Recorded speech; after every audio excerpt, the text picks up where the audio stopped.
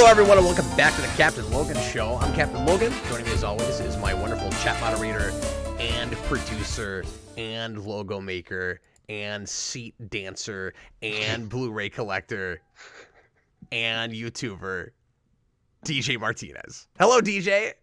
Wow, that is not going to fit on my LinkedIn profile. I am going to try to make a t-shirt, though, where it just wraps all the way around. How the heck is everybody this evening? It is still Bat March. We're doing another lead-in topic tonight that pertains to Batman, and I'm going to kind of keep things a little shorter tonight. I've got a big review, a monster review, later on after the show that I'm still preparing for, so I need a little bit more time with that. So we're going to... Tonight will not go a full 2 hours, but I'm going to hold it to just an hour unless we have a lot of questions. If we end up in a really good super chat and question place, I'll let it run a little bit longer than that. But I am going to, just so everybody knows, it's not going to be a full 2 hours tonight, more than likely. And I really need it to not be anyway.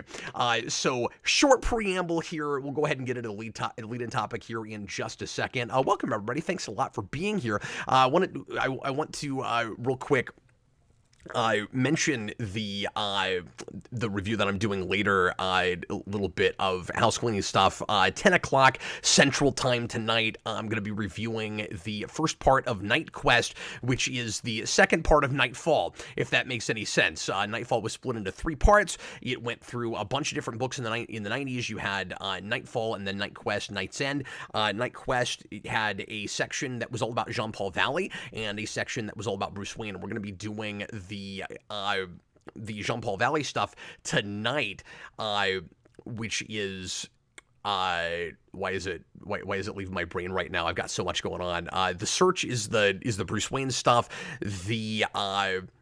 I can't remember the name of the Jean-Paul Valley stuff all of a sudden. For some reason, I can't think of it. The Crusade, that's the name of it. The Crusade. Anyway, so that's what we're doing tonight at 10 o'clock. It's going to be me and Austin and Kareem, and we read a whopping like 700 pages for this. So look forward to that. It's going to be a big overview, kind of review, just like we did with Nightfall. We will take your requests on, or pardon me, your questions, requests for things to talk about, DJ, on anything you'd like to talk about tonight, as usual, as long as they are reasonable questions.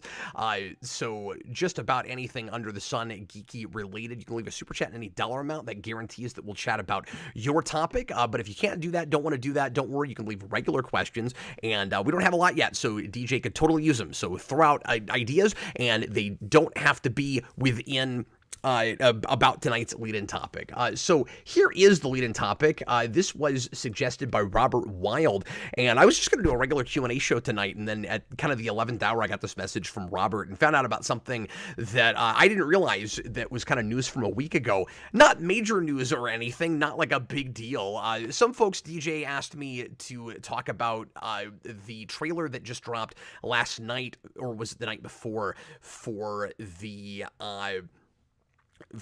Power Rangers special that comes out next month. And I already did a real long video on the teaser, so I didn't want to open with that tonight. If anybody asks about it, I'm happy to talk briefly about that trailer. But I also didn't want to watch it with everybody because I'm trying to get DJ to watch that show with me and review it, and I don't know that DJ wants too much stuff spoiled for it, so that's part of why I'm not doing that. And also, DJ, I don't know if you'll be excited or turned off if you see that trailer, so I kind of don't want you to watch it. I kind of want you to just see the special when it comes out.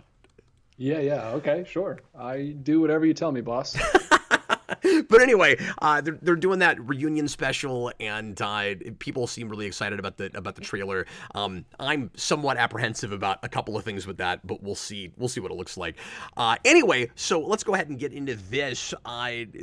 this is an article that comes from Fandom Wire, and like I said, I had not heard about this.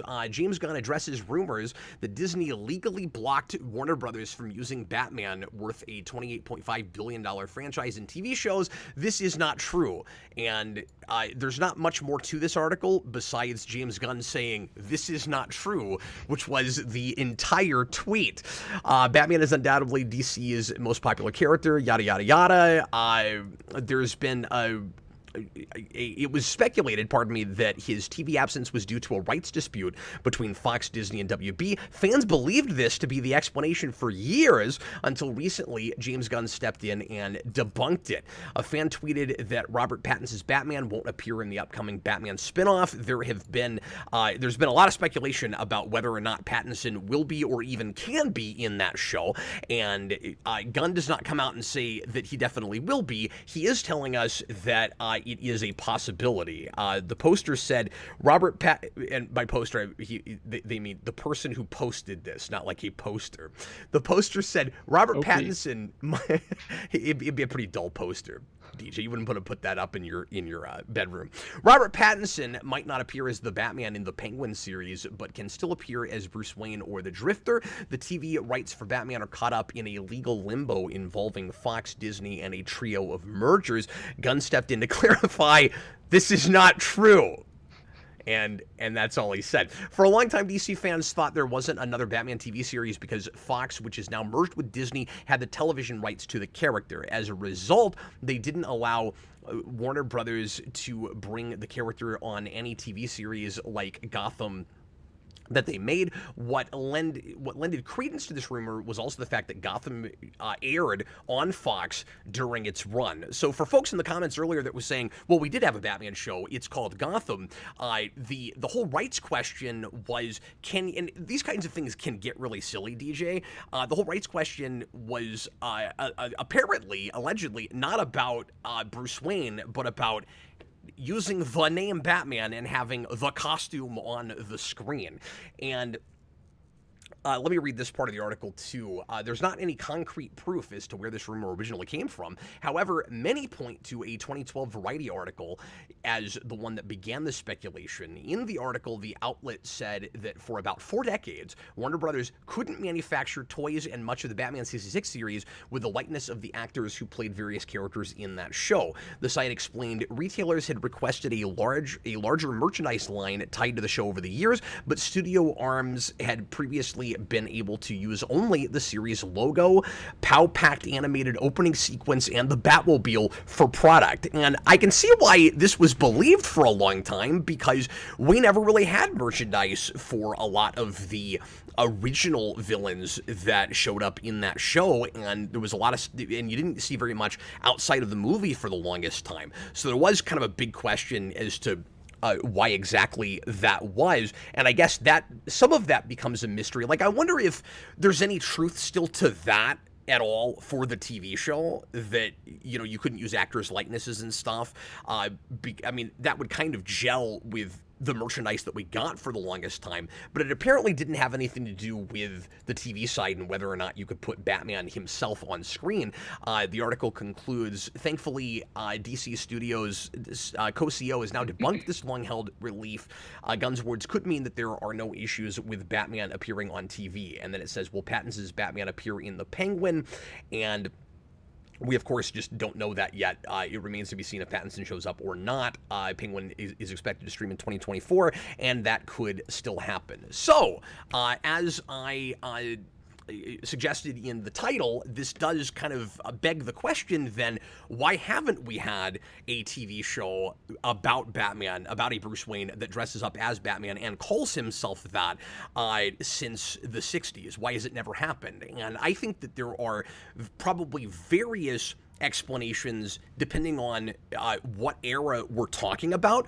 The bigger question, and I talked about this the other day when I reviewed, and don't ask me why exactly I did this, besides the fact that it's Batmarch, but when I reviewed the Gotham Knights pilot for CW the other day, it is a huge head scratcher that is not finally just a Batman show, given that as it's being made, we've got the Batman, but we also have we know coming other Batmans that are going to be on screen. We're getting close to a status quo where we're gonna have multiple Batman franchises on the big screen.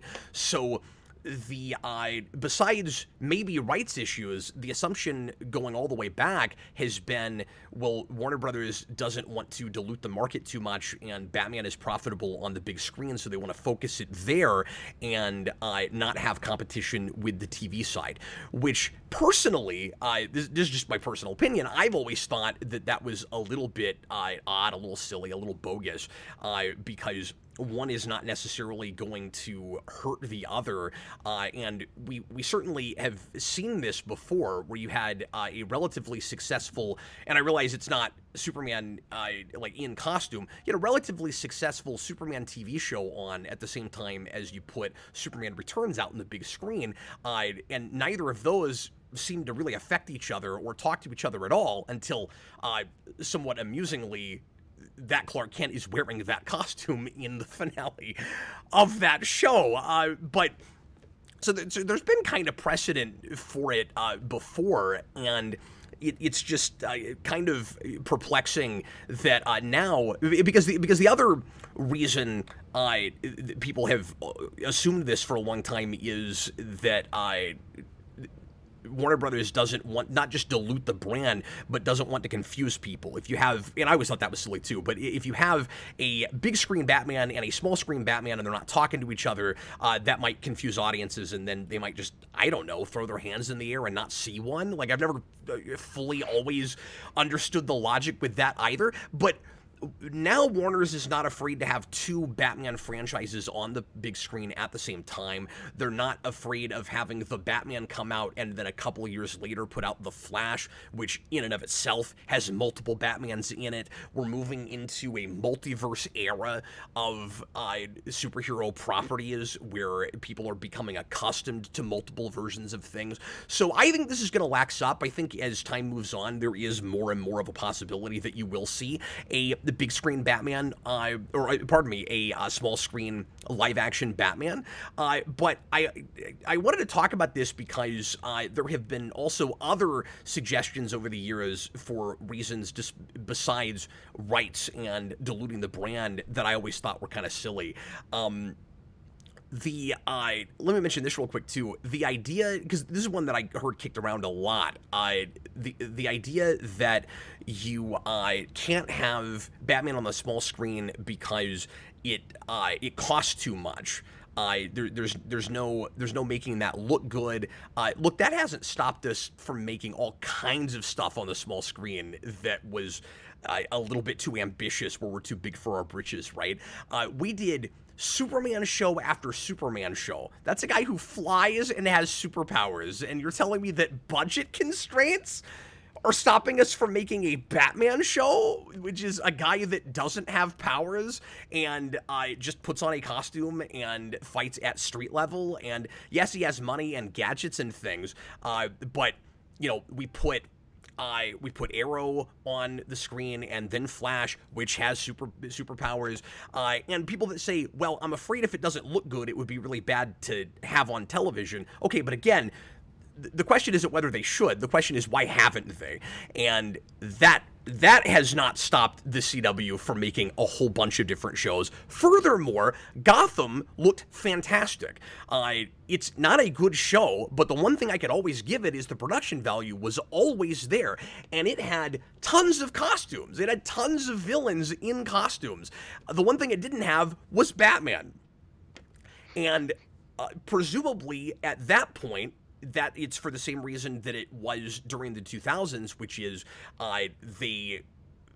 Batman is profitable on the big screen, and they're hoping to soon put out a new version of that, so they don't want those two things to contradict each other. I would think that the most obvious times to put Batman on television as not a spin-off show, not a Batman without Batman show, not a young Bruce Wayne show, I would think that the two times in history that it would have made the most sense to do this are 2012, when Arrow comes out, because that's just a Batman show by a different name. It even has Ra's al Ghul. It even has the plot in the first season that a lot of people that was rumored to be the plot for The Dark Knight Rises with the earthquake machine, right? That would have been the time to do it, and my assumption is, even though we didn't have a Batman franchise running yet, you had Man of Steel, and then that's coming out, that next year, and so the thinking is probably that's supposed to start a shared universe, and we've got a Batman embargo on the small screen whenever we're doing that. And then the other time would be last week, last Thursday, or whenever that Gotham Knight show is airing.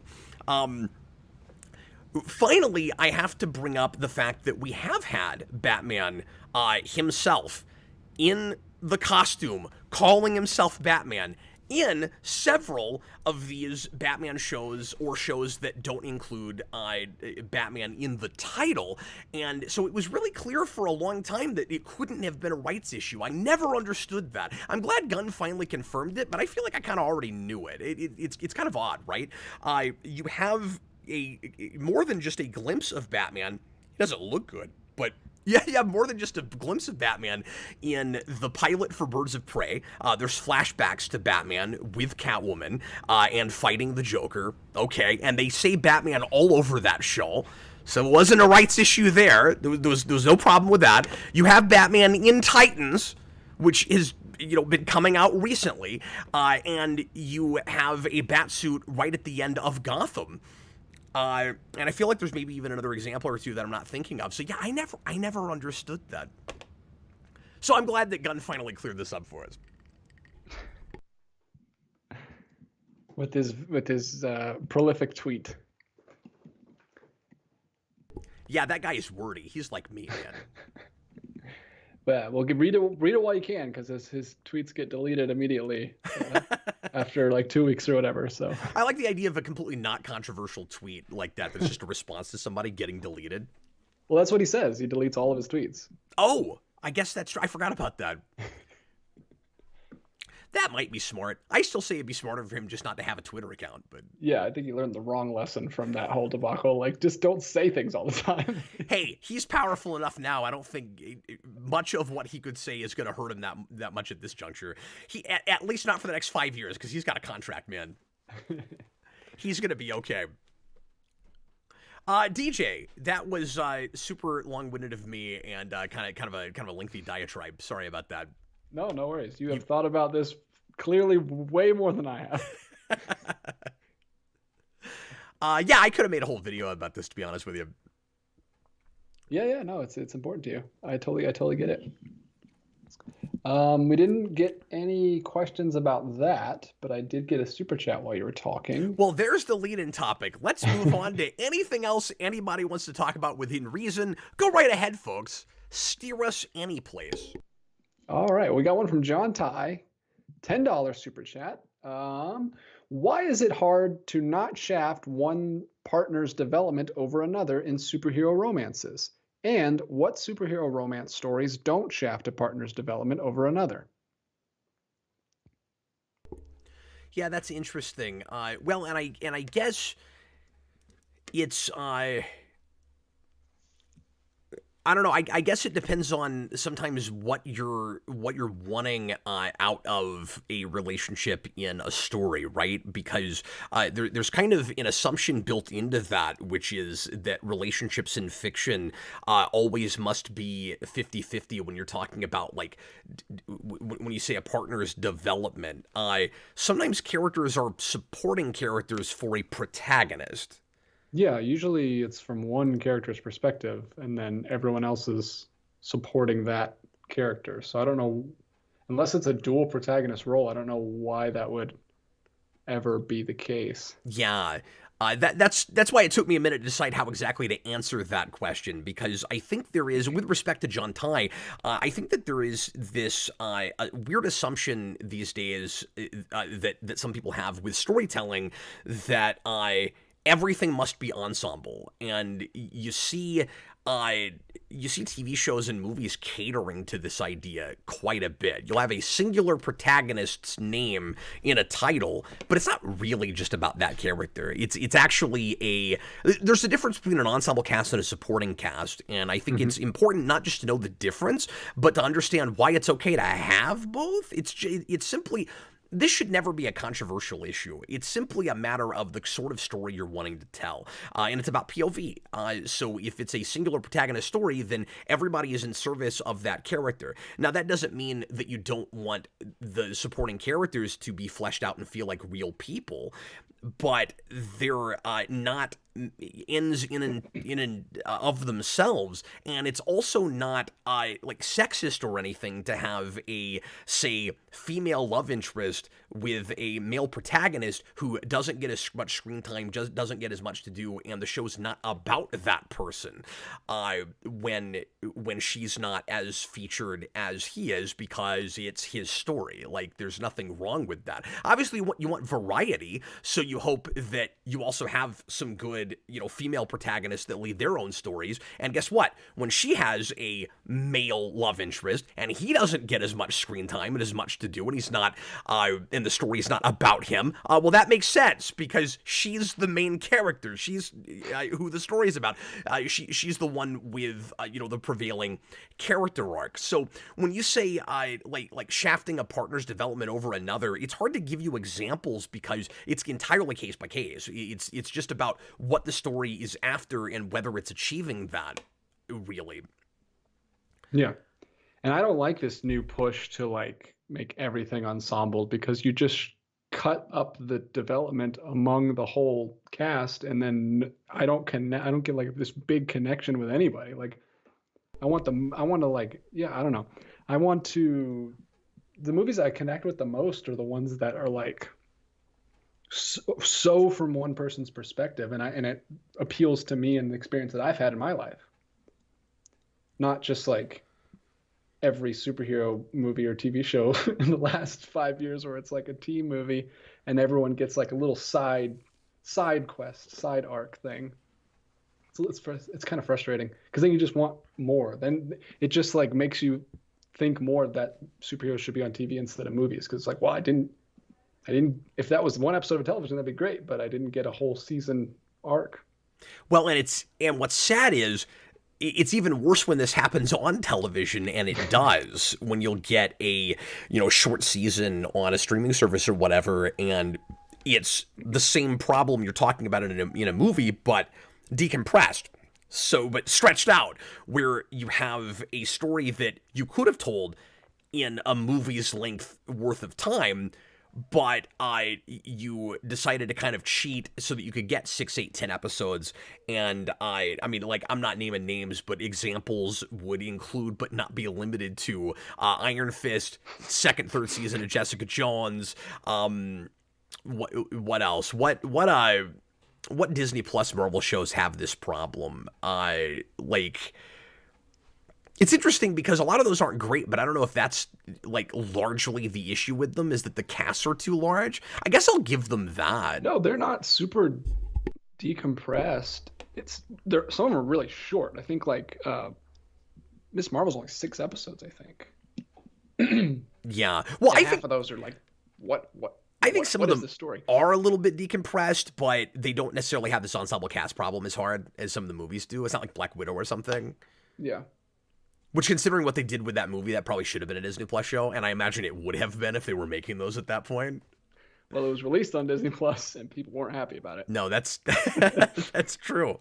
But like, if that was conceptualized 3 years after it actually came out, that's a Disney Plus show. There's no way they put that out in the theater. I don't want, after they like butchered the history with that character in just 90 minutes, I wouldn't trust them to do like 10, 11, 12, oh no, I wouldn't have wanted that. I'm glad it happened the way it did, I guess, just because I didn't have to sit through any more of it. But yeah, the way the Red Room and the like the drug they make up and all that is God, it's awful. I hate it. I hate it so much. Well, that was just, it was like, well, the director had like a thematic point that they wanted to make, and that was more important than the continuity. Yeah, and that is crippling some narratives right now, man.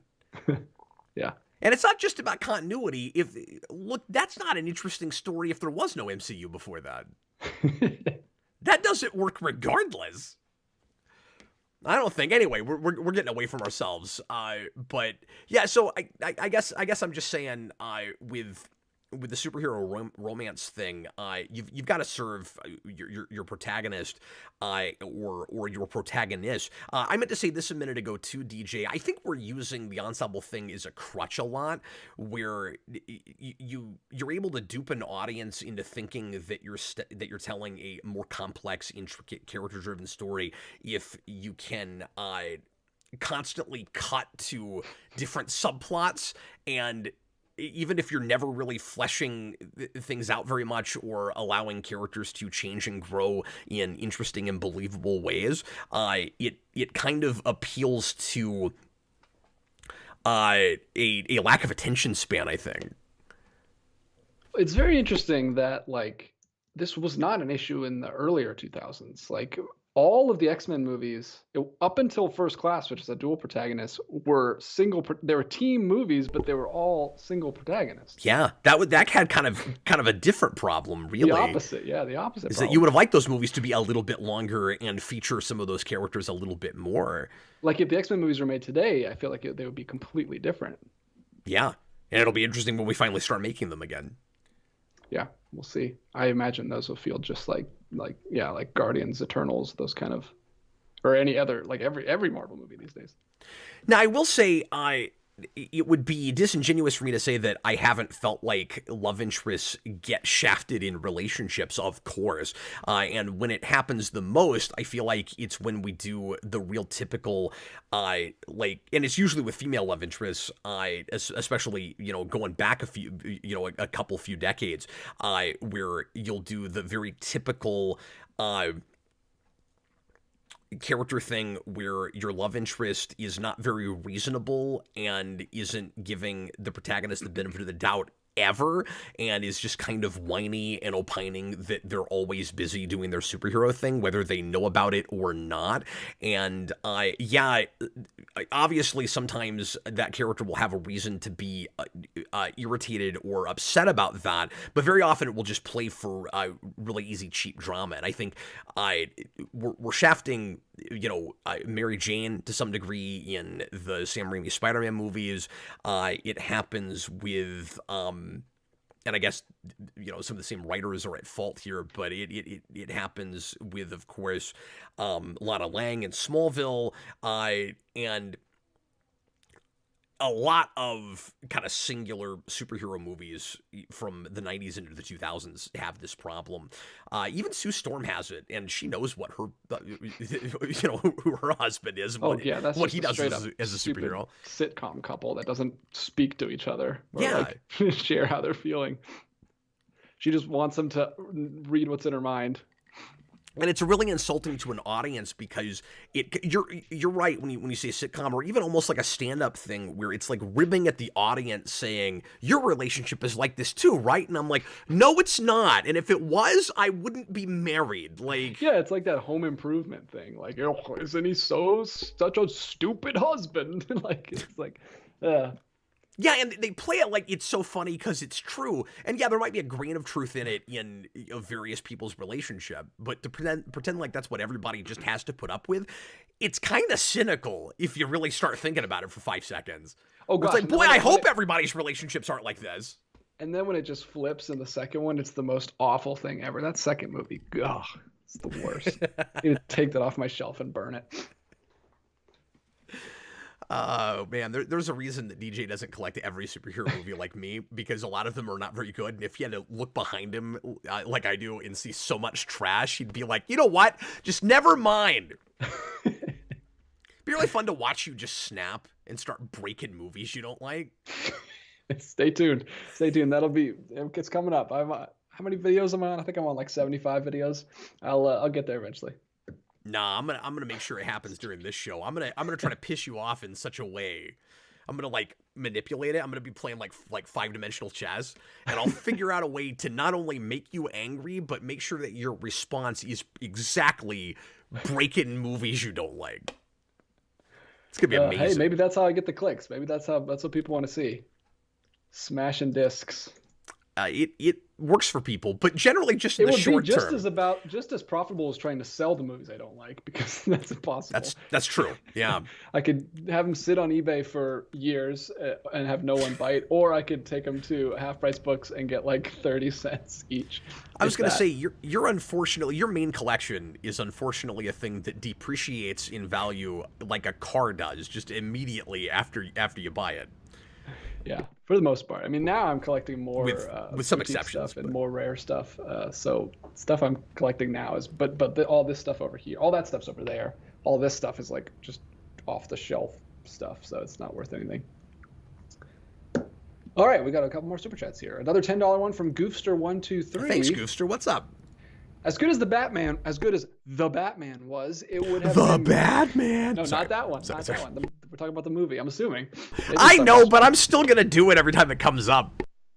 Man, if they would have at least played the dun in the score, like, you didn't have to do the silly voice thing, but if they had did some reference to it, I would have lost my mind. It would have been great as a Sunday night prestige HBO drama.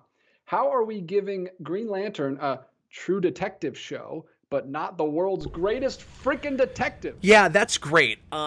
Somebody before the show started, because there was a lot of debate in the comments about whether, first of all, about whether certain Batman shows without Batman count as Batman shows. And the only thing I was talking about was, again, his putting on the suit and calling himself Batman.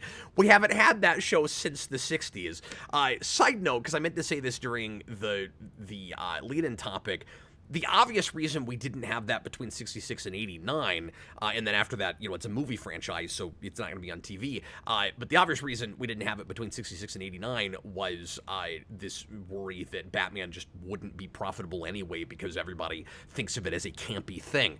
I meant to make that point, and I forgot to make that point. I've now made that point. But there was also some debate before the show started in the live comments about what you would even do with a Batman show, and whether it should even happen, because the assumption some folks were making was it would probably be to least common denominator and plots that are stretched out and that sort of thing. And I feel like, with again, all respect, I feel like that perception, or that's what it would almost certainly be, and that it's kind of pointless to do it, comes maybe from partly just the fact that we haven't tried it yet. We haven't seen anybody do it yet. So it's like, if you spend this long not seeing a thing, you go, God, can it even be done? Like, we've had this with Fantastic Four. It's like, we have all these crappy Fantastic Four movies, and then people go, oh, well, that can't be done in live action. Just because it hasn't been done well yet doesn't mean it can't be done well. But with Batman, a thing that I think would likely not be done, but as this comment is suggesting should be done, that would be maybe one of the more successful ways to handle it, would be an anthology show. Just tell, single episode or even two-part episode stories with the same guy as Batman, and be, not super heavy in the overarching stories, and just tell a bunch of detective stories. And I think even right now that could play great. And people that say, well, everything must be serialized now, I don't know. We have some anthology shows he mentioned, like True Detective, like American Horror Story, that have done well, and they're not exactly the same thing that I'm suggesting right now, where you'd have like singular episodes, or just a couple of episodes where you have like shorter stories. But you could also do it the way those do it, where you have a lot of the same cast. You don't keep changing them every season like True Detective, obviously, but you have like the same, or I know American Horror Story does that. I've never seen True Detective, but I think it does that too. But you could have like it's actually a different cast every year. Oh, is it a different cast every year? You could do it. When I say anthology, I guess the best model would be 24, where you have the same cast. All comes back to 24. Yeah, but I've never had this thought before, and I still say Kiefer Sutherland can play Batman. But I've never, maybe a little old now, but I think he could have done it in the 2000s.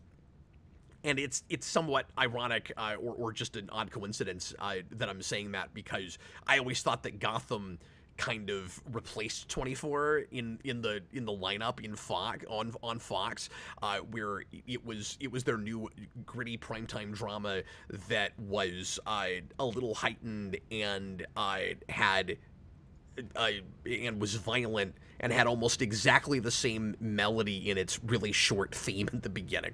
But anyway, what if you did it like that show, though, where you do have more or less the same cast, and you could maybe track a progression for character development for your protagonist, but each season you've got a time jump, and you just have a new story you're telling. So it could be one story over a whole season, but you're not immediately going into the next story the next season, and they're not constantly building on each other, and you're waiting for maybe the bottom to drop out if the quality's not as good as it was when we really were firing all cylinders in the first season, which is what happens a lot with streaming television now. It'd be really cool if you did that, where you just jump ahead, a year and a half, 2 years, 3 years each season.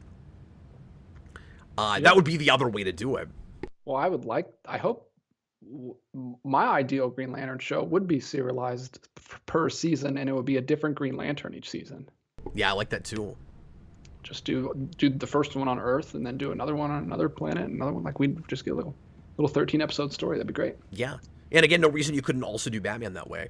Well, and with Batman, it'd be like a year 1, year 2, that kind of thing. Mm-hmm. That could be cool. Jonathan Campbell. Hi. How do you visualize time? I love the way you read that, because I feel like there are different inflections that could make that question almost a different question. Yeah. How do you visualize time? Yeah. I don't know if he's talking about you specifically or just the proverbial you. I mean, kind of about you specifically. Yeah. Does he mean like he is.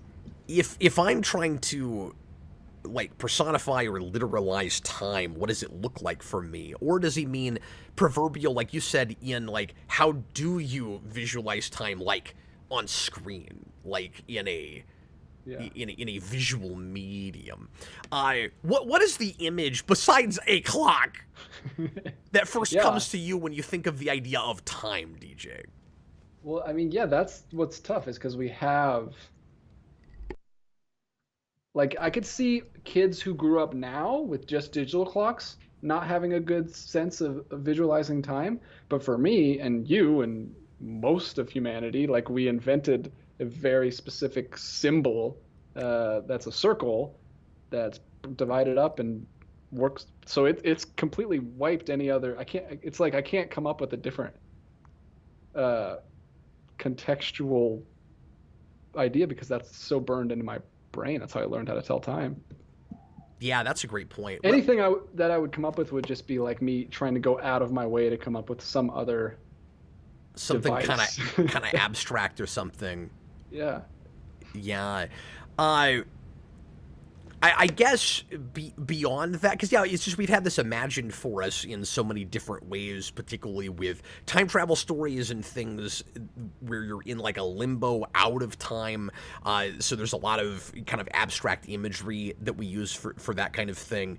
The answer I want to give you is the Star Trek 4 thing, where there's like a whale coming at your face for no reason. But I guess for me, it's like people moving at different rates depending on like perception of time. You know what I mean? It's like when I think of time now, it's almost like I'm almost thinking of like bullet time. Well, yeah, because time is much more than just like hours in a day. So I guess obviously we can think of things other than just the clock, because that's only one specific part of time. Yeah, I guess I've never visualized of like time lapse. Oh, okay. Like bullet, like Tom Welling slowly jogging towards you. Yeah, well, I guess these are opposite things, but either bullet time or time lapse, where it's like either everything slows down because you're living in a moment, or everything speeds up because you're thinking ahead. But that question is impossible, and I think that's why he asked it. Yeah, that's kind of. He might just be doing what as a super chat does, or what now Mojo Froyo does. We got these wanna show guys that just like to make us look stupid. But interesting question. TH1, $5. Real quick, Candotor says Hourglass is pretty good too. Yeah, sure. Yeah. Roboters 100, the sundial from The Simpsons. Oh no, AMC says how long is forever? No, sir. We will not answer that. Let me see. Back to super chats. You just answered your own question. $5. The answer is yes. Oh, here you go. This will be fun for you. Pitch a musical episode of TNG or Voyager. Oh man, that's tough. You rock. Okay, I have a really easy cop-out answer for this, which is the musical episode of, at least for Voyager. He said pick one, so I'll just do the one, and I'll go quickly because about 6% of the audience will care and know what I'm talking about. There is a Voyager episode called Tinker Tenor Doctor Spy, which opens with a musical sequence where the Doctor is singing La Donna Mobile. It's very funny, and he is imagining himself saving the crew from Tuvok when he is suddenly going through his Ponfar, and he's singing La Donna Mobile while this is happening. And we discover that he's been using a daydream program, and that all of this is in his head. And occasionally through the episode, he'll be like his program is malfunctioning. It's a throwback to a TNG episode where the same thing happens with Data and his dream program, and they're both really great episodes. The TNG one I like better, but anyway, what I would do with a musical episode is I would just do that, but it'd be the whole episode. Like I would do kind of a sequel to Tinker Tenor Doctor Spy, but he would be imagining everybody singing, or maybe you could do some kind of goofy holodeck thing where you can contrive a reason that sort of like in the Buffy musical episode, Once More with Feeling, everybody is having to sing for some reason, but it'd be easier to get away with it with a holographic character or an android that is malfunctioning. Yeah, or the Machine Empire just makes a robot that makes people sing. Yeah, but it'd be a lot better if you did it like Tinker Tenor Doctor Spy did, where you actually had a character that knew how to sing and sing a specific song. He actually wrote lyrics instead of them just say every line, but singy, you know. Yeah, that'd be great. That won't be annoying at all to the audience. Now, the nice thing is, either of those shows, yeah, that was awful. And I still have to say it maybe wasn't even still quite as bad as the jukebox musical episode of Supergirl and Flash, and that shouldn't be possible, but that's awful. That's really awful. But anyway, the nice thing about both TNG and Voyager is they're replete with casts that have good singing voices. And I couldn't tell you which cast has more legitimate, good singers with pipes over the other. But I know like Patrick Stewart and especially Brent Spiner, Michael Dorn, like those guys all have really good singing voices. And Jerry Ryan sings some in Voyager. She's really good. But I don't know how much of the rest of that cast could. But you can at least do a whole episode that's just, the Doctor in 709, and that'd be good. But anyway. All right. Next up, Mojo, Froyo, and comics. Oh, the TNG episode I was thinking of is called Phantasms. I was racking my brain for a second. I'm rusty. Anyway, sorry. Go ahead. Oh, nice. So this is Mojo, Froyo, and comics. Thanks. I can't play the song now because we got you last time. Yeah. He did add a picture of Mojo Jojo to his profile, though. Hey, that's great.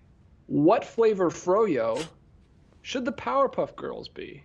I'm in my mind he's doing research because he's going to start a Froyo shop and it's going to be all superhero themed. And our answers are very crucial to his. They might be really important. Yeah, we might be building a menu for him and we don't even know it. We might be reviewing the entrepreneurial biopic about this guy someday. Yeah, I guess it's possible. Yeah, the Mojo Froyo and comics biopic. I'm wondering how he gets the rights though to use that character name. Well, if you're small enough, you can just do whatever you want. Like I saw like a car dealership that was just like Mario Kart one time when I was like driving out of town. Like they don't know, they're not driving around finding every little shop that's using their stuff. Well, and you can get away with anything on a menu board. I feel like the name of the shop saying it being clearly a play on Mojo Jojo, maybe it's a parody, you wouldn't get hit, but if that got popular, I could see Warner's being ridiculous with you. But yeah, if you got like a chain or something, but if you're just menus, nobody cares. No, we went to a arcade here that had like I got like a Princess Peach drink, and you got, or did you get the peach drink? I got did. Like geeky drinks. Because I like peach things. I can't remember what you got, but I've also been to lots of sushi places that have sushi rolls based on popular characters. Like you can get like a barrel roll.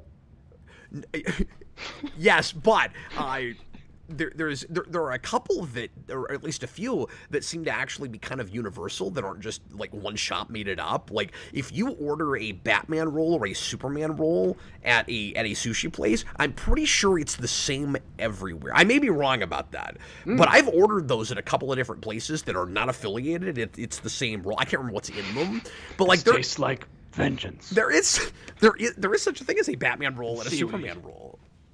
Yeah. I mean, there's Superman ice cream that's universal. Like at most ice cream shops, it's just like red and blue. Yeah. For the kids. Yeah, but with sushi, it's arbitrary. I don't know how we came to that, because it's not like it's by color or anything. Yeah, well, superheroes are popular. They've even infested sushi rolls. You so what say color? Infested. I say they were invited. We didn't answer. What color? What flavor, Froyo, should the Powerpuff Girls be?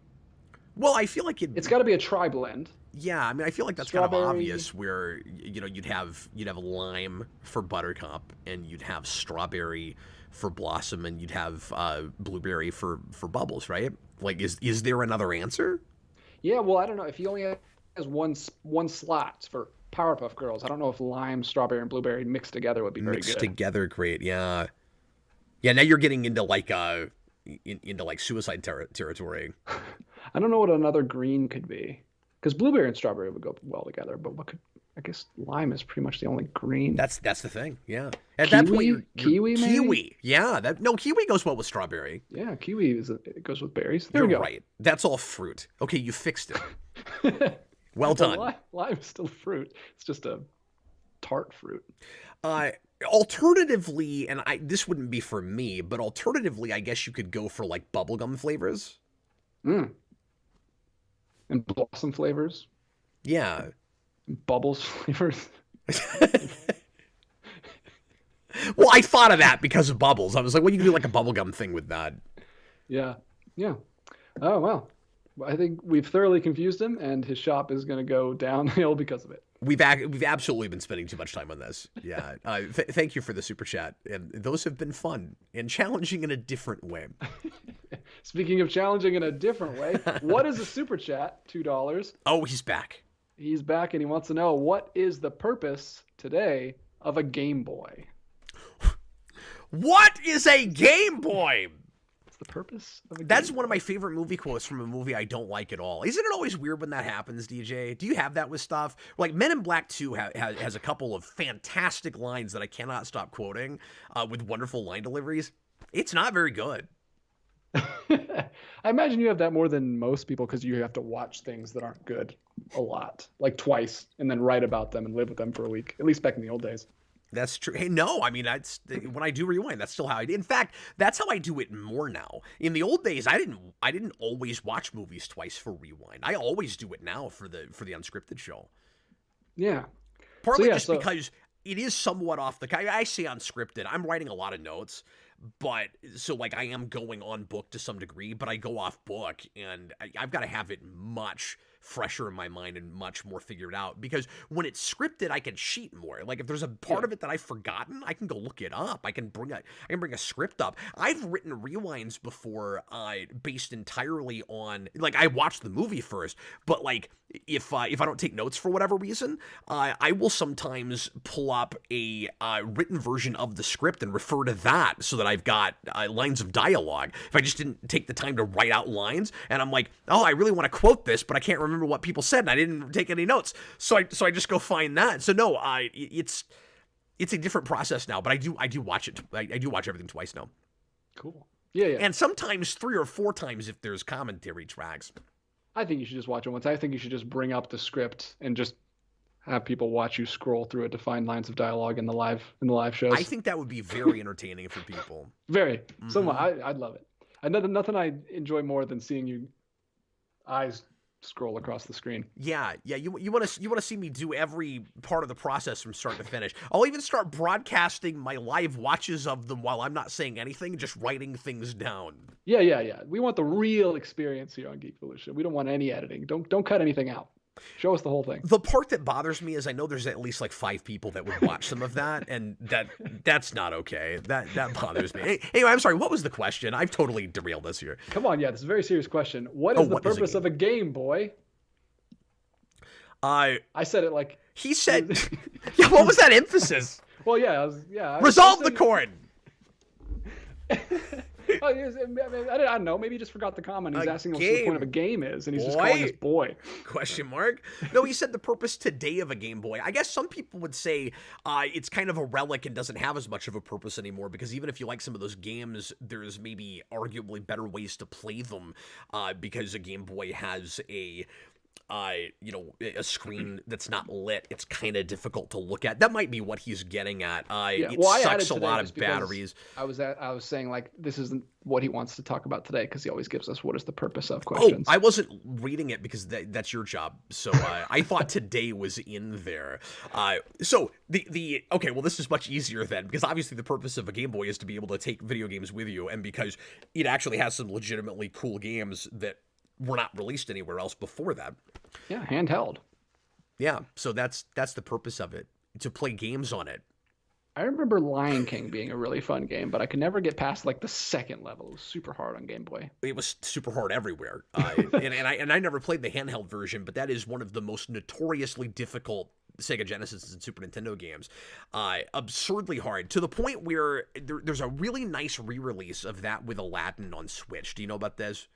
Yeah, I've stayed away from it because I grew up with the Super Nintendo Aladdin, and it's the other one, and it just makes me sad because I want to replay that one. Well, and they wanted to include that. That was just a rights issue. They couldn't. Yeah. But what's interesting about it is this is for Lion King especially. That game is so difficult that they've included a rewind fast forward feature. So when you screw up, you can go back. Like it's like Prince of Persia, Lion King. And to be fair, I think the Turtles compilation also did that, and those games aren't, most of them like impossible or anything. I think that's just kind of a feature that a lot of retro games are getting now when they're re-released. Yeah, you already have unlimited continues, and you don't have to put quarters in the thing. Yeah, exactly. Got it easy enough. Yes, but to be fair, the console ports and the games that only came out on console were not coin operated, so you would be limited in how far you could get if you weren't good enough at it and you didn't have enough continues. Like, yeah, some of those are still difficult enough. Like, I don't know how easy it is to finish Hyperstone Heist, like, legitimately. I just don't know, because I've never done it. But I've also never tried that hard, so I don't know. Yeah, I find it easier. I would rather play like a side-scrolling beat 'em up with just like unlimited continues, because it's just fun to get through it more so than like the challenge of those, because they get tedious. Yeah, exactly. Repetitive. So you would want to play those with that compilation, because they would actually allow you to do that. Yeah. Re-release Maximum Carnage with those features. Please, for the love of God, yeah. Because the only way to get through it for me right now is save states, like, and even then. All right, so we've answered Game Boy. The Great and Powerful Dodge. Should Disney sell Lucasfilm? $199. Boy, the short answer for me is actually yes. And no offense to anybody that really likes what they've done with Mandalorian and stuff, and I like the first 2 seasons of that show fine. I have not started looking at 3 yet. I've said this before, but I never finished the Boba Fett show because I thought it was a little bit dull at the beginning. But the kind of screwed up place that continuity is in, if you sold it, and there's a lot of ifs here, if you sold it and if the right company, whatever that looks like, or the right person bought it, it would be so much, this is the main reason I'm saying this, it would be so much easier to get away with just starting over, right? It would be so easy to go, everything up to the point before Disney bought this counts, and then after that, it's our own continuity, and it's sort of like the Legends thing where we decanonicize everything in the EU and we just go our own way. You're never going to see Disney do that, I don't think. And there's been a lot of speculation that they're going to decanonicize 7, 8, and 9. I will believe that when I see it, because I've never seen a company put their hands up in the air and admit how wrong they were about a thing like that. Like, even when you've seen franchises axe the not very good sequels and start back at a certain place, isn't it usually like new people coming in and doing that, or new people or old people coming back? You know what I mean? It's almost never the same people that are in charge of a thing or are creatively working on it that go, you know what, our bad. Let's decanonicize all the hard work we did. Yeah, and it's just like, it's still money for them. Like, they have them on their Disney Plus. They want people to still sign up for those. They're going to re-release them in theaters probably. Like, it would be weird for them to just like make them less important, like say forget about them. Yeah, there's been this whole rumor that they want to bring back Rey but no one else and pave over 7, 8, and 9. And I think we did a Captain Logan show on this, and some of that sounded kind of good to me, but I don't see them ever doing it, and B, the weird part with it is that if you did want to pave over your continuity because people don't like it and it's affecting your bottom line, I wouldn't think you do it with the characters that did that in the first place, right? That would be really confusing to people, and also it would just be this huge reminder about all the mistakes you made. I would think that you'd want to restart it, pave over it with a whole new cast. Yeah, I think it would be much easier and less confusing to just kind of just forget about it and write a whole new story that's not really related to it. But yeah, in a perfect world, I would see that happen. Or just do what they're doing now and just get stuck to stuff before episode 4. Yeah. Well, and that's what I'm saying is, like, if somebody else bought it, I would imagine that that's what they would do with it, or they would continue to make things kind of confusing and just stick with whatever was popular. So they would continue on with a Mandalorian exclusive continuity, kind of the way the rumor has been lately that Disney wants to do. And again, I'm not writing that off. We'll see if there's any truth to that. But I gotta be honest with you, nothing surprises me anymore. I'll be a little surprised if they actually go through with all that. Yeah, me too. Avatar Desto. Hi. $5. If we had a Batman show, what would you think of Gordon being the secondary protagonist and getting POV episodes? I mean, that's a great idea. I would also be fine with Gordon being the primary protagonist and putting Batman in the background. And I don't mean to be a hypocrite with the Gotham thing. They sort of kind of did that with that, but I mean, not really. Like, Bruce Wayne was still one of the, 55 plus character ensemble cast and had his own subplots and stuff. It would be fun to play Batman as something more of a Wraith-like character that's in the background, doesn't get a whole lot of dialogue. Maybe you don't even have to cast him for at least the first few episodes and let Gordon be your main character, but, actually let the character be there and do stuff. But what you're suggesting is also a totally cool idea. There's no reason that you couldn't do, and even without it getting too jumbled up and having too many characters sharing so much screen time that nobody gets anything to do, like we were talking about earlier, there's no reason you couldn't do a character-driven Batman show that is also Gotham Central at exactly the same time. I would love, in the Batman universe, give Jeffrey Wright a show that Pattinson just comes in like an episode or two, or like he comes and goes. Like, you could shoot all the scenes for the season in like one day or whatever. And then let Jeffrey Wright lead the whole show. That'd be awesome. Yeah, why not? No, that's a great idea. And with what we were talking about earlier, DJ, I'm glad you said that, because this is another point that I meant to make. I guess I had way too much to say about that. I don't know why. One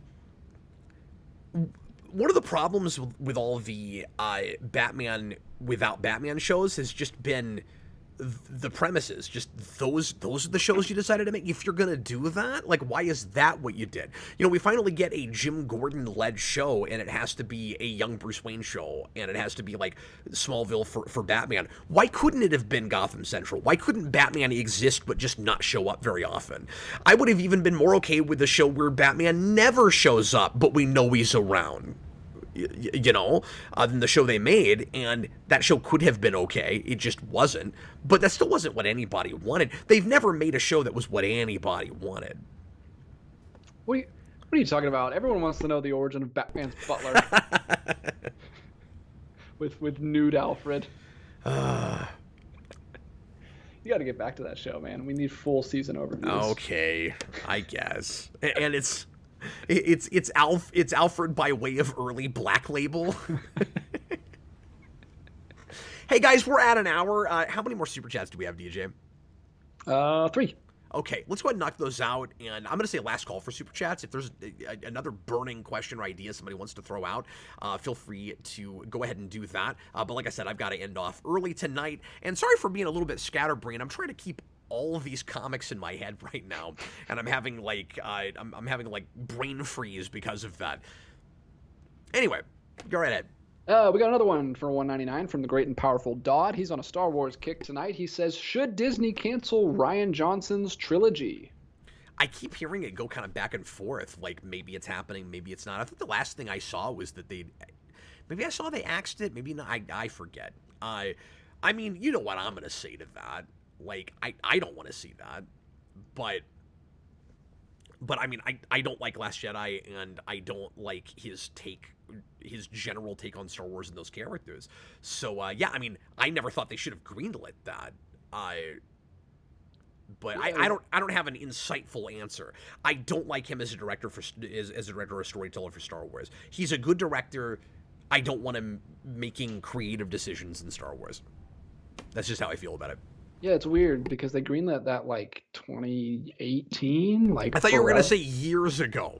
Yeah, 20 years ago. Oh, yeah, because it feels that 20 way. Years ago, and then he just like produced a TV show, and he just did the second Knives Out movie, which I completely hated, but I like the first one, so I'm mixed on him as a director, and I think he's gonna do a third one. So like he's doing other things. I don't know if I see that happening.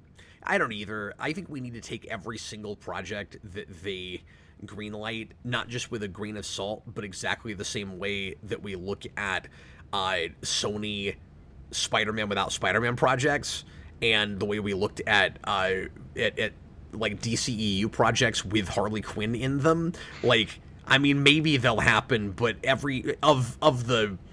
for every 10 you hear about, one might happen. I think is the attitude we should have about this. Craven is on the docket for this year, and I still don't believe it.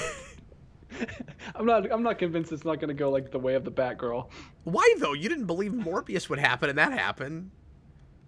Maybe you still don't believe that actually happened. Yeah, did Morbius really happen, or was that like a? Was that a Mandela effect? Look, if the whole movie was Mandela, I was going to say, if the whole movie was a collective fever dream, could we as a society please be more creative than that?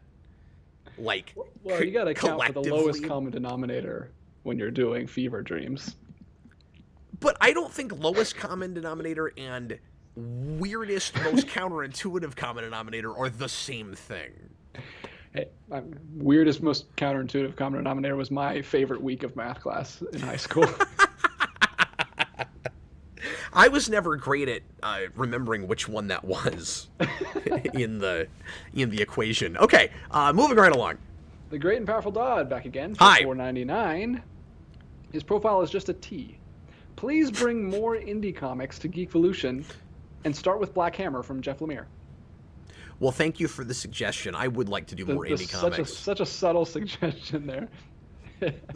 I want more of this, but I'm not going to be happy unless this is the thing you start with. No, I'm kidding. I'm just messing with them.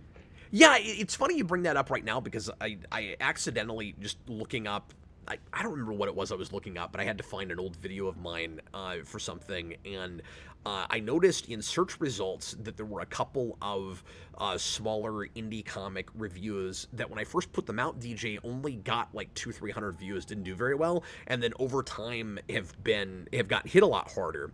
And some of my more successful vaults have been more, smaller indie underground things that I guess there aren't very many reviews for. So people later on start finding them. So like I did a review of the 6-issue Archie mini from the 90s based on Nights into Dreams. And when I put that out, I was like, nobody's going to care about this, but I want to talk about it. So I did. And it's up to like 2,500 views, I think. Wow. And same thing with Shake On the Forever Man. That has like 1,500 views. When I put that out, like 300-400 views, like, because nobody even knows what that is. And then what I was wondering is it because they're both video game related, maybe? Like, not a lot of people making reviews about comics that are based on or tangentially related to games. I don't know. Yeah, you can look in analytics and see whether those people are coming from suggested from like other video game channels, or if they're coming from search features, because that means they're probably like searching for these things that no one else is talking about. That's a good point. YouTube. And I could also tell with those particular videos that it was not my regular audience, because they got more comments than I usually get and a lot of names I didn't recognize. Mm-hmm. But the reason tell them to come on this show so we can party and play some music. Yeah, exactly. Because we haven't got to do that one time tonight, and I'm going to start getting withdrawal syndrome if we don't get to do that. You got to do it once a night. Someone put in a super chat that we've never seen before. Never done it before. Please, you got it. You know what? We've got upwards of 40 people watching right now. There's got to be somebody that's never left a super chat. We're not begging you. It's not about the money. We just want to do this. Dance. Yeah. It's just about the dancing. I bring that up just to say that made me think I should just review things that look really interesting. And I already don't worry that much about view count and stuff, or like just how much interest there is in a thing. But it gave me almost, DJ, like a little added incentive to go, well, I mean, you just never know what people are gonna care about, and maybe stuff that nobody's looking at. Like, we did Far Sector a couple weeks ago. That has like 350 views. Like, not very many people have looked at that. I'm gonna go back and look at that again 3 years from now, and I bet it gets hit more because there are 3 or 4 total reviews on YouTube about that book. Yeah, makes sense. It's the more niche you get. Like the videos I do about like weird Criterion stuff get more views than like I think my top 10 Spider-Man, or ranking the Spider-Man movies I did with Dan, because there's a bazillion of those on YouTube. Nobody cares. Yeah, there's a lot of people doing that, and your primary audience isn't there as much for the superhero thing. So obviously there's cross pollination because it's movies, but your crowd is not just blockbusters. It's movies, and that's a different crowd. Mm-hmm. All right, last super chat I have is from Supreme Omega. Oh my God, I don't immediately recognize that. Well, you know what that means. Well, I do know what that means, DJ. It just took me a second to pull it up. I wanna take you for a ride. We gotta celebrate a super chat. This is weirdly satisfying. Look at him dance. Look at Spider-Man dance. You need to get him an emo black costume. Yeah, much better. I wish I had my Harley Quinn cup. Then we could have really got that thing going. I could dance with her. Me and the cup could get down. The Harley Quinn is holding up a lot better than Spider-Man. Look at all, like, the stuff is like chipping off already. See those like white patches? Have you been putting it in the dishwasher? No, it's too large to fit in the dishwasher. It's very tall. I don't know if you... It is kind of weird that that's happening if you're not putting it in the dishwasher, because I don't think those are dishwasher safe. Yeah, just hand washed, and I only ever put water in it. And Spider-Man can't hold up. There are certain phrases that when you find yourself starting to say them, you realize just how old you're getting. Like, you get past a certain threshold when you have, and especially when you're like a dad and you've got kids, you'll find yourself going, oh, I'm middle-aged now. I say things like dishwasher safe. You're not old. Never used to say that before. Age is just a number. It's all in your head. Supreme Omega, $5. I wish that were true, but I think that there's a grain of truth to this. Anyway, I'm sorry. We celebrated a super chat. Now let's read the damn thing. Yeah, Go he ahead. just wants us to answer his question. He doesn't want all this rigmarole. On Batman live action TV, I always wanted an adaptation of 90s Robin Solo with a more faithful take on Tim with his supporting cast and rogues like Anarchy. Sure. What a great point. What a great idea. Yeah. And there are a lot of books, particularly from that period, that just feel like TV shows when you read them. I mean, again, we're doing the Crusade tonight. This is a point I'm going to make in that video. But there's a lot of like kind of filler episodes, and then an overarching plot. And I just feel I just feel like I'm watching a TV show with that. It feels like a whole season of television. I feel like there's a lot of those like Birds of Prey. I know that was a TV show, but like actually doing those stories that Dixon was telling at that time, that would have made for a good TV show. Nightwing, and then even go a little bit later into the 2010s, and like to your point with Tim Drake, like Red Robin. Wouldn't it be interesting to do a Tim Drake show where you start with that 90s stuff, and then by season like 4 or 5 or something, he's graduated to Red Robin? That'd be pretty cool. And again, these are the sorts of shows that if we did them without Batman, I would not be complaining that we had Batman shows without Batman, because they warrant their own shows, their own stories. I mean, it's better if they spin off of something, maybe. Mm-hmm. But I wouldn't care if it was great. And again, I liked Birds of Prey when it was on. I liked The Cape when it was on. Just make a Robin show that's like The Cape, and I'll be down. The other point I meant to make earlier, when I really did have way too much to say about this, didn't I? When I was saying that over-prepared. Classic Captain Logan. From now on, I'm only going to do 4-hour shows, and I'm not even going to take questions. No, I'm kidding. When I said that now seems to be the time to make a live-action Batman show, and it's really perplexing that the CW didn't do that instead of Gotham Knights, and partly just because that is such a counterintuitive, bizarre, random idea that literally nobody asked for and nobody cares about. Wouldn't it make a lot of sense also because they've got Superman and Lois, and that show is decent, and the people that are watching it, most of them seem to be liking it. I made this point with that video, but they've been able to do a Superman show. I don't understand why they can't also do a Batman show. Like, they're going to be making a Superman movie, and maybe that show doesn't get another season after this, but I don't know that would have stopped it with Superman. I realize that Batman is more popular for them and makes more money for them than Superman, but I still think it's really strange. Oh, the other example I was going to give earlier of a live-action Batman we've had on screen is in the CW with the stupid Kevin Conroy Batman that they did in live action. I mean, rest in peace, Kevin Conroy, and he hammed it up and had a lot of fun making that, but like, it was really bad. Again, they just didn't. It'd be really nice if they could have companion pieces and do Superman and Batman at the same time. But I'm sure a lot of people would say, no, not the CW, but if HBO Max fit the bill and it was more for that streaming service, the quality would be higher, because that's what we're seeing with Superman. You could call it Batman and Vicky.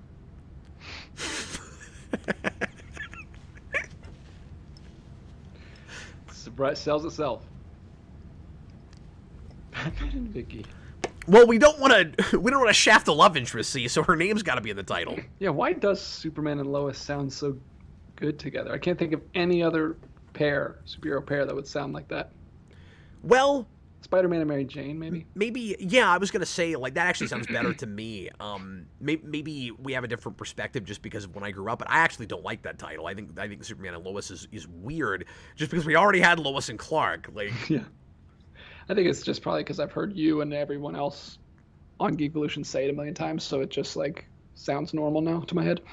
That's fair. I guess for me, it's just the lack of uniformity where you have the name of a superhero and a and just a regular person. It's weird. Like Lois and Clark, they're on the same footing. They're both in plain clothes, and it's like the stalwart superhero in his superhero guise and reporter lady. It's weird, right? Well, Lois is the mask. Oh. Underneath, she's someone else. We just don't know. We haven't got that far yet. I had to become something else. Do we have any more super chats, sir? We have made it through the trooper sats. We've made it through the super chats. My tongue is like sabotaging me. Yeah, Supreme Omega was our last super chat of the night, and we danced. We did. And we could dance if we want to, and we could leave your friends behind. It's our live stream. We can dance if we want to. We sure can. That's a different song. Anyway, well, see how long folks, we can do this. we're going to end off early tonight. I've still got a little bit more prep to do for the Knight's Quest stream later, but I hope some of you guys will pop back in for that, and that should be a lot of fun. I'm going to chat with Austin and Kareem about 750 pages of comics and probably a couple hour show. And then I'm out of town this weekend, so I can't promise if there will be any streams at all over the weekend. Probably nothing tomorrow night like we usually would for a Friday. Maybe something Saturday night, but I don't want to promise anything. I'm not sure that that'll happen. So I'll be back for sure on Monday with, fingers crossed, a rewind maybe. But with all these trips, it's been really difficult to prepare for those. So, I don't know. It's just been a real busy period for me. But I don't think I'm going to have as many trips in the summer as I usually do. So, I should be able to get back to more or less to normal.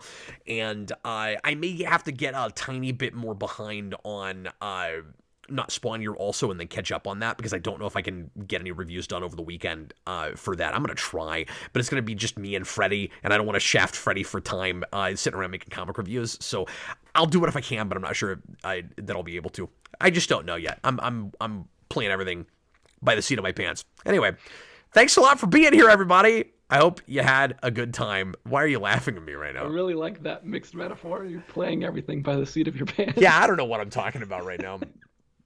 It's just funny. Sorry. Keep going. Oh no, that's all I had to say. No. I just legitimately wanted to know what you were laughing at, because I was sure it was embarrassing, but I wasn't picking up immediately on what it was. No, it wasn't embarrassing. I'm so embarrassed. The joy of metaphors. They still work. That's why mixed metaphors are fine, because people know what you mean. Yeah, but they have to bring up the fact that they're mixed, because we get what you're saying, but you got to be called out for it too. Like, that's just part of it.